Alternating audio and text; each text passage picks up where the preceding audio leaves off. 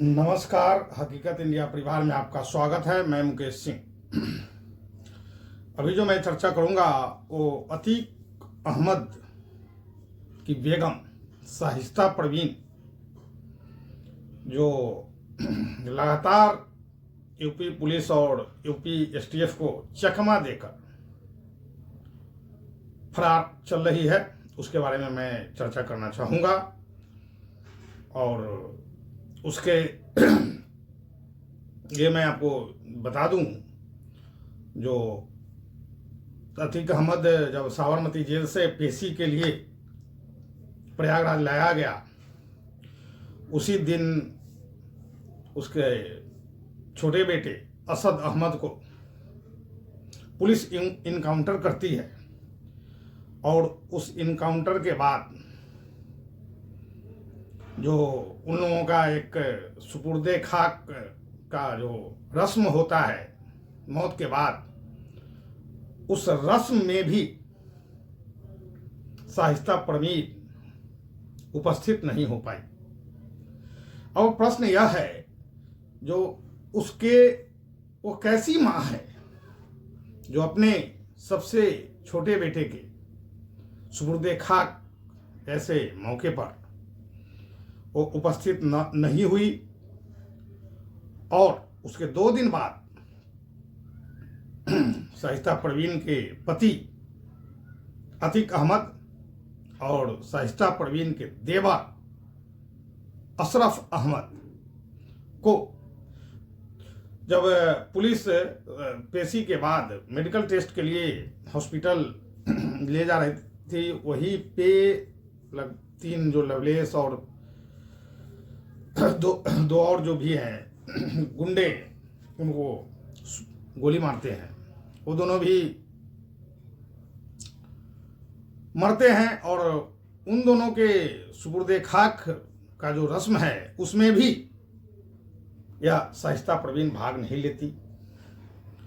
अब जो सोचने का विषय यह है, जो भाई ऐसी क्या मजबूरियां, ठीक है आपको पुलिस अरेस्ट कर लेगी तो आज नहीं तो कल शाहिस्ता परवीन को तो पुलिस पकड़ेगी ही पकड़ेगी, लेकिन ऐसी क्या मजबूरियां जो अपने बच्चे के अंतिम रस्म में भी भाग नहीं ली?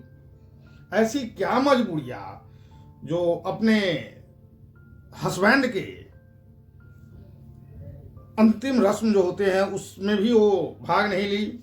ऐसी क्या मजबूरियां जो अपने देवर के अंतिम रस्म में भाग नहीं ली? तो यहां साफ और स्पष्ट है, जैसा शाहिस्ता परवीन के बारे में बताया जाता है या सूत्रों के हवाले से पता चलता है, जो शाहिस्ता परवीन शुरू से ही उसके माइंड में लेडी डॉन बनने का एक सपना था। हमको लगता है उसी को साकार करने के उद्देश्य से वह इतना बड़ी कुर्बानी देती जा रही है, जो अपने बच्चे, अपने पति, अपने देवर के अंतिम रस्म में वो भाग नहीं ली। अब यहां है जो उसकी महत्वाकांक्षा देखिए, जो अपने महत्वाकांक्षा को पूरा करने के लिए अपने परिवार के मुखिया, अपने बच्चे जिसको वो 9 महीने पेट में रखी, उसको जन्म दी, उसके बावजूद उससे वो उसके अंतिम रस्म में वो भाग नहीं ली। तो महत्वाकांक्षा यहाँ सबसे बड़ा है। और जहाँ तक अतीक अहमद को जो मारा गया है, उन लोगों को के बारे में यदि पता देखा जाए, और जहाँ तक जो यूपी पुलिस और अदर जो सूचना प्राप्त हो रही है, और लवलेश और जो भी लवलेश तिवारी और जो भी लोग हैं उसमें 2 और लड़के, उन लोगों का बैकग्राउंड ऐसा नहीं है जो उनके पास इतना जो पिस्टल जो हमारे इंडिया में प्रतिबंधित है, तो वह पिस्टल उनके पास कहाँ से आया? तो इसमें अलग अलग बातें आ रही है। हर कुछ राजनीतिक दल एक दूसरे पर आरोप प्रत्यारोप लगा रहे हैं, लेकिन मेरा मानना है जो कहीं ऐसा नहीं, जो यह जो अतीक और अशरफ की जो हत्या हुई है, ठीक है, असद की तो हत्या पुलिस ने इनकाउंटर किया, लेकिन अतीक और अशरफ की हत्या, अतीक और अशरफ के कोई अपना ही किया हो या करवाया हो, करवाया ही, किया तो नहीं, किया तो ये लोग हैं जो 3 लड़के हैं। और अतीक की हत्या से इसमें फायदा किसको हो रहा था, यह भी एक बहुत बड़ा विषय है। चलिए उस पर भी अब चल रहा है, जांच चल रही है, और उस पर पुलिस कस्टडी में वो तीनों थे। आज रिमांड उनका पूरा हो गया, उन लोगों को प्रयाग जेल भेज दिया गया है, प्रतापगढ़ के जेल में उन लोगों को रखा जाएगा। फिर एसटीएफ की को जरूरत होगी तो कोर्ट से रिमांड पे लेकर और आगे पूछताछ करेगी। लेकिन शाहिस्ता परवीन किस जगह है और वो क्यों भाग रही है पुलिस से? तो यहाँ 2 चीजें, या तो अपने पति के विरासत को अपने कब्जे में लेकर वो लेडी डॉन बनने का जो शाहिस्ता परवीन का बचपन का सपना था, उस महत्वाकांक्षा के साथ वो अपने जीवन जी रही है या भागती चल रही है, जिससे उसको यह लगता होगा जो मैं इंडिया से कहीं बाहर जाकर, क्योंकि पैसे भी बहुत सारे अवैध तरीके से कमाया हुआ धन है उनके पास। अतीक अहमद ने बहुत कमाया, बहुत लूटा, बहुत गरीबों को सताया, जैसे सताया वैसे गया। लेकिन शाहिस्ता परवीन का जिगरा देखिए, जो बच्चे, हस्बैंड, तेवर की मौत पे भी वह महिला 1% भी पिघली नहीं, और अपने उसका काम था भाई अपने आप को पुलिस के हवाले ले कर देती और आके कम से कम सुपुर्दे खाक का जो उन लोगों का अंतिम रस्म होता है उसमें भाग लेना काम था मेरे समझ से। या जो हम लोगों का जो सामाजिक संरचना है, सामाजिक ताना बाना है, उसमें तो यही होता है। जो घर के सदस्य जो कहीं बाहर भी रहते हैं, विदेश में भी रहते हैं, वो अंतिम दर्शन के लिए आते हैं। यहाँ वो नहीं हो रहा है। अब रही इसमें कहीं से जो बात आ रही है, गुड्डू मुस्लिम की बात आ रही है, और कहीं कहीं से तो ये भी बात आ रही है कि गुड्डू मुस्लिम ने ही अतीक अहमद और अशरफ अहमद की हत्या कराई।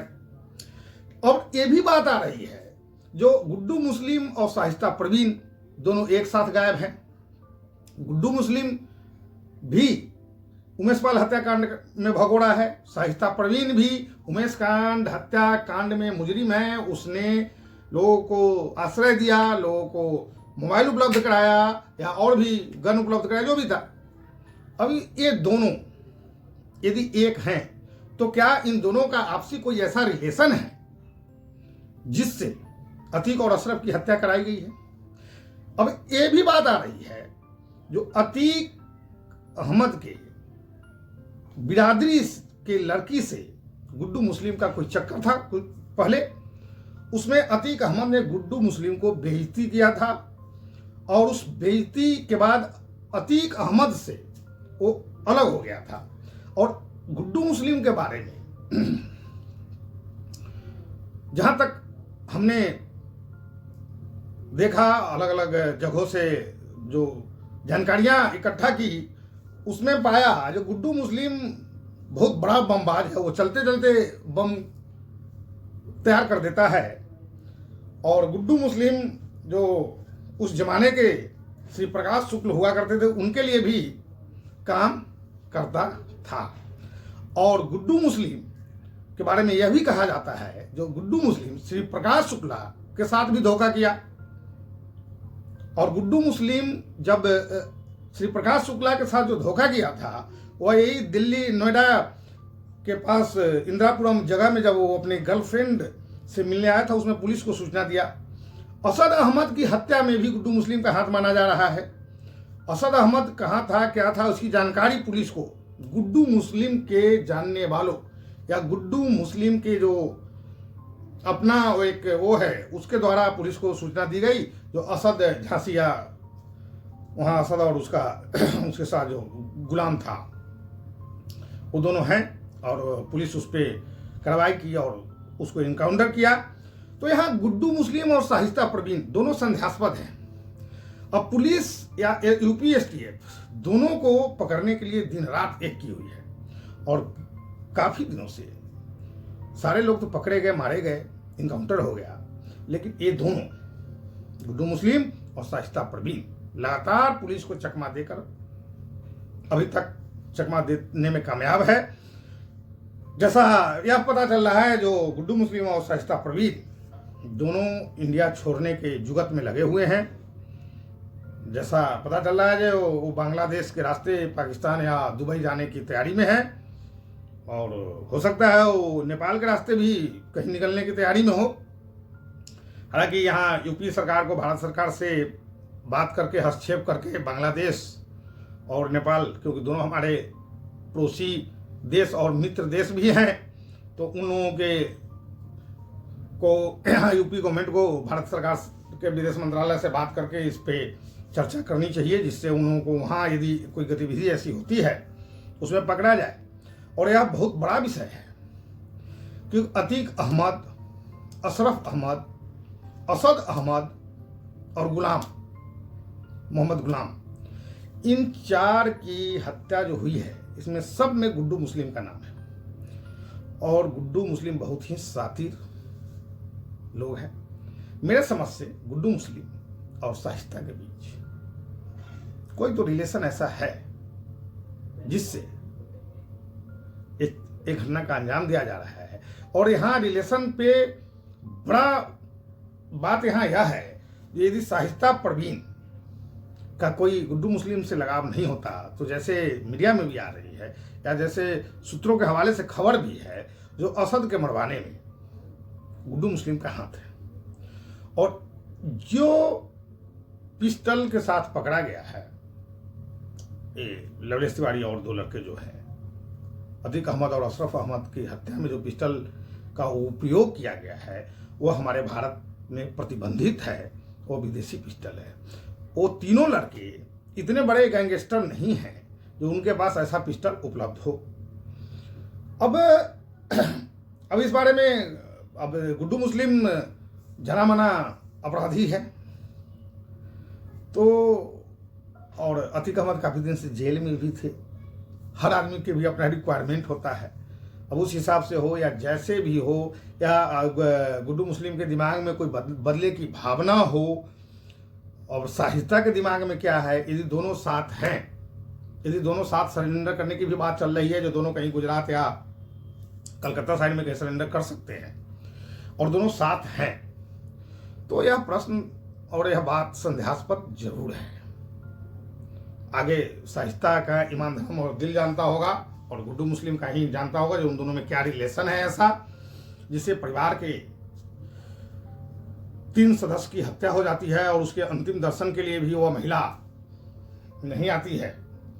तो यह एक प्रश्न तो है ही और सोचने और समझने की जरूरत भी है आम लोगों को या आम पब्लिक को भी, जो ऐसी क्या मजबूरियां हैं। ठीक है, आप गलत हो, आपने गलत किया है तो आपको तो सरेंडर करना पड़ेगा भाई, नहीं तो पुलिस क्या करेगी? पुलिस इनकाउंटर करेगी या पुलिस आपको अरेस्ट जैसे भी तो करेगी ही करेगी। आप कहीं भाग जाते हो, यदि आप दुबई चले जाते हो या पाकिस्तान चले जाते हो या नेपाल चले जाते हो, बांग्लादेश चले जाते हो, आप अमर होने या कल जाओगे ही तो भैया इज्जत से जो अंतिम दर्शन होते पति देवर बेटा उसका करते और सारे रस्म अदायगी करते, जिससे कम से कम आपको सुकून मिलता।